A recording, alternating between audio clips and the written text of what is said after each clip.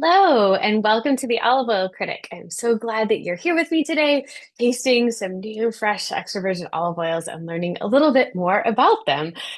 This oil that we're going to try today, I'm very excited about. It's from Paso Olivo, and they are a wonderful Californian company. I opened it and then forgot to press record, so here we go. But this is their 100% Californian extra virgin olive oil, and they are a Californian company and have a beautiful story.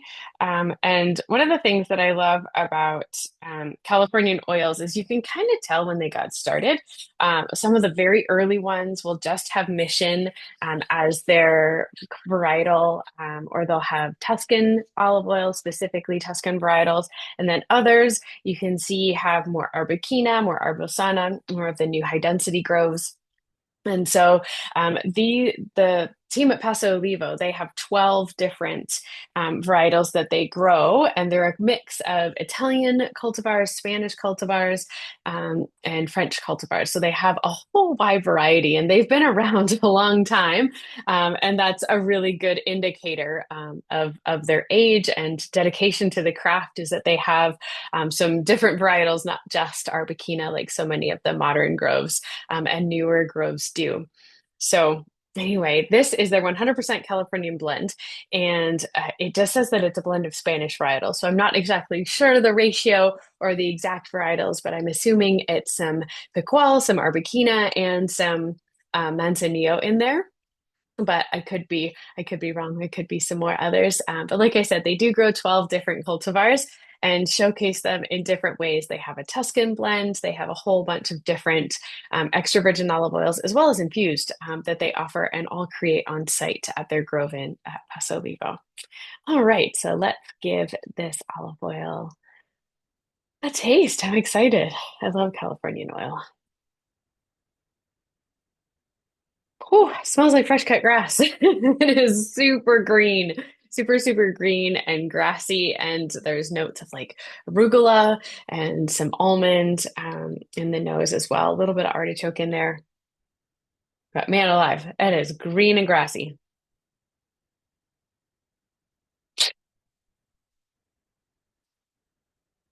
Oh, it's quite, it's bitter, healthy bitterness, lots of arugula on the sides of my palate. It almost tastes a bit like a Frontoio, but there's lots of herbaceousness in this oil, probably coming from the Manzanillo. And it's still got lots of like healthy creaminess to it. It's got a buttery texture, but man, that grass really, really comes through. This is a green oil. Like I said, that healthy bitterness, nice peppery finish on the back of your palate, nothing overwhelming. But this oil is truly like if you love grassy oils, that fresh green flavor, this is definitely for you. This oil is super, super green. And would be incredibly versatile when you love those flavors. It would be delicious just over some fresh tomatoes, avocado salad, mix those together, add in a little bit of cucumber, even if you wanted to, would be really tasty with this oil. Add a squeeze of lemon, and I'm sure that this oil would transform into something that's very fruity and very creamy and rich. Acid does so many fascinating things on our palate, and mixing bitterness with acid, they essentially cancel each other out, and you just get this really sweet flavor. And so this oil being so green, I'd be curious to see what adding acid would do. But even just on its own, this would be perfect for salad dressings. It could be really delicious with scrambled eggs or even just hard boiling eggs. Kind of mash them on toast and then drizzle a little bit of olive oil on top.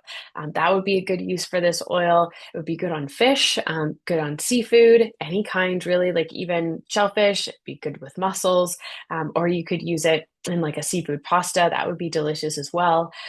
Lots of versatility with this oil. And again, if you're one of those people who really, really love green, grassy, kind of bright oils that have that grassiness to them, and that's like the forward tasting note. Like I said, there's lots of artichoke, there's lots of other herbs, arugula, even some kale in there. There's lots of character, but if you love those flavors, this is a good choice, and you just want to put it on everything.